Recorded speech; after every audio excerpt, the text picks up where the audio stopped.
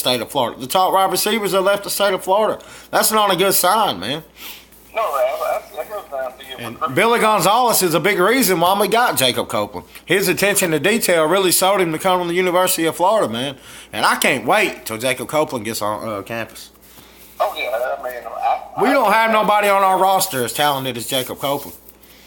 Very quick. I mean, I've seen he's very quick. He's got an explosive first step. So, I mean, that's what we haven't had. How do you a lot of people are saying Kadarius Toney's going to start in the slot, but I think Jacob Copeland can overtake him. How do you see Kadarius Toney fitting in this offense? Man, I mean, I don't know until Copeland gets on campus. I mean, by tape-wise, I mean, he's the man on tape. But what matters is when you put that orange helmet on and the lights are on and, it's a real game time. Yeah. I mean, Toney's going to play it regardless. I mean, they're going to bring around these freshmen along slow unless they're day one just showing out, Wide receiver's an easy position to come on and play day one. I mean, it's probably the easiest position other than cornerback. Well, with that, I believe, some of these kids are big enough and strong enough out of high school can play on the line right out of high school. I mean, you've got freshmen that play along the offensive line, defensive line all the time. I just feel like Kadarius Toney's a little bit behind as far as a wide receiver. I mean, I understand the guy's electric with the ball in his hands, but you can't afford to run screens. I don't know if he runs routes and can get open. I don't know if he scares anybody. I know for a fact if you put Jacob Copeland in a slot and he matches up with a linebacker, there ain't a linebacker in America can cover Jacob Copeland one-on-one. He creates an instant mismatch already from the get-go, man, no matter what. I mean, yeah, and he's got size to him. I noticed that. He's stout.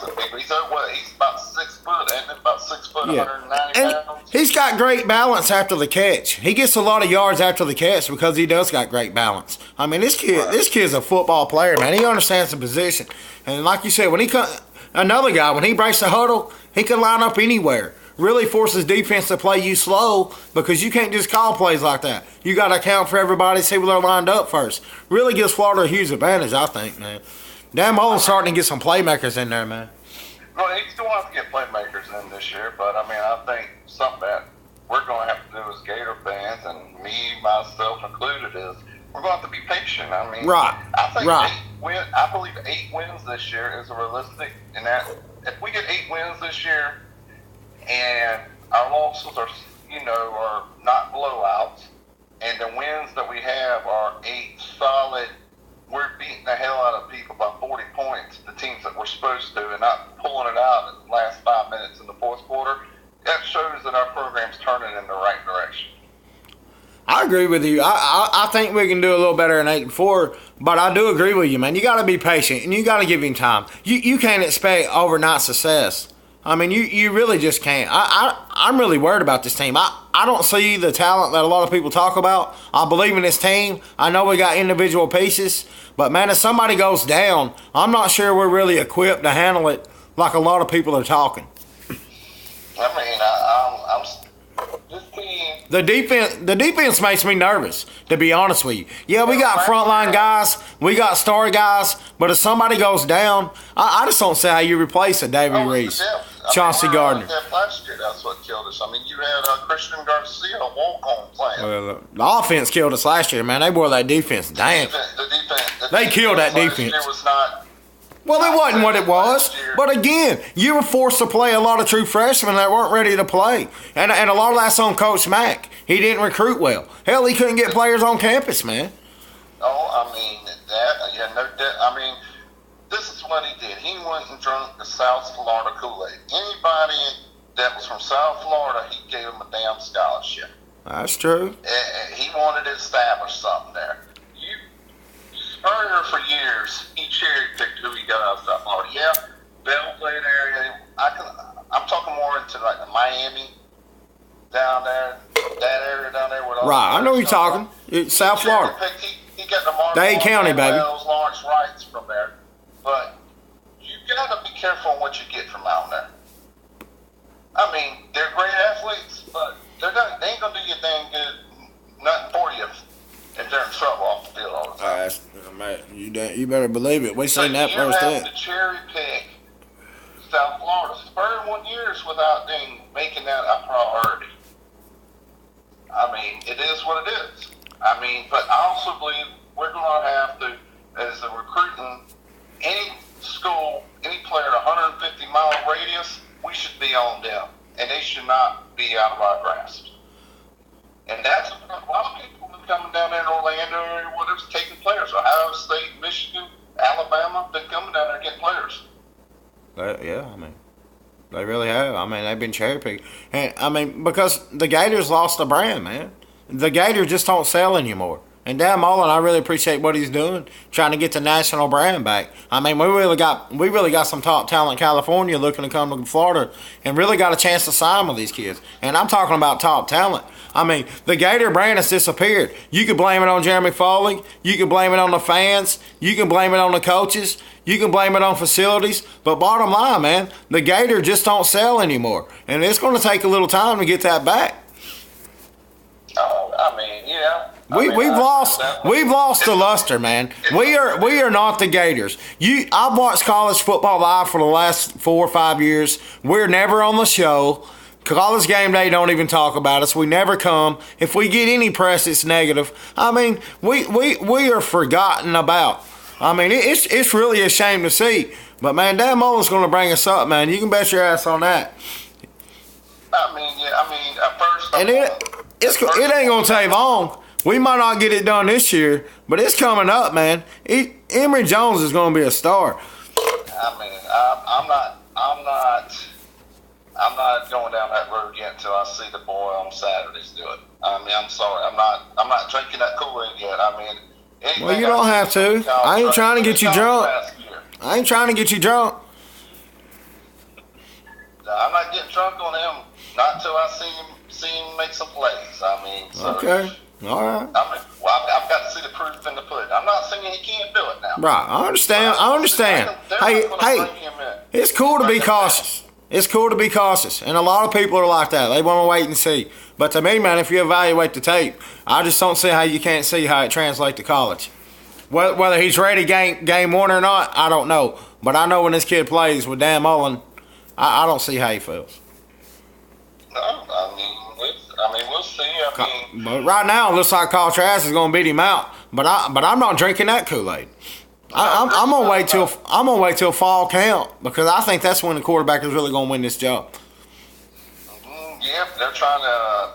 Basically, what they're trying to do right now is establish put their spin on the team.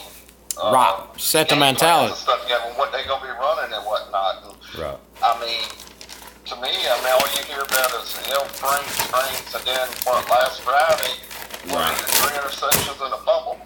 9 completions out of 26. I mean, that's just like game day stats for him that he had last year. Right. Well, you know how the media is. The boy throws a pretty pass. I mean, it seems like his teammates like him. I mean, he throws it very well, but just because you're a practice player, it's got to transfer on Saturdays. There's only been a few quarterbacks that wasn't a very good practice player, but when the lights came on, So, I mean, Trask, he might be better at Trask to practice, but the proof's in the pudding Friday, even though it was rainy. I mean, I don't care what they say. I mean, if he's got game day experience or whatever. I mean, if your game day experience ain't winning damn ball games, it ain't no damn good. You damn right. Hell, that's well said, man. I'm giving up home run. That's well said, my friend. I mean, but I don't put a lot of stock in a scrimmage. I mean, because you never know if a coach is setting a guy up the field just to see how he responds mentally. Oh, I mean, to me, but at the same time, he did throw the interceptions, and the coach can't tell him to throw the ball, so he did fail on his own. But I always get cautious about what goes on in the scrimmage because I always worry about a coach setting a player up just to see what he's made of. Well, I mean, this is like next week when we play the big scrimmage or whatnot. I mean, we can't. yeah, we can look at it, but like last year, you talk about how great everybody was. I didn't see much difference. No, there wasn't nothing going on in that spring game last year.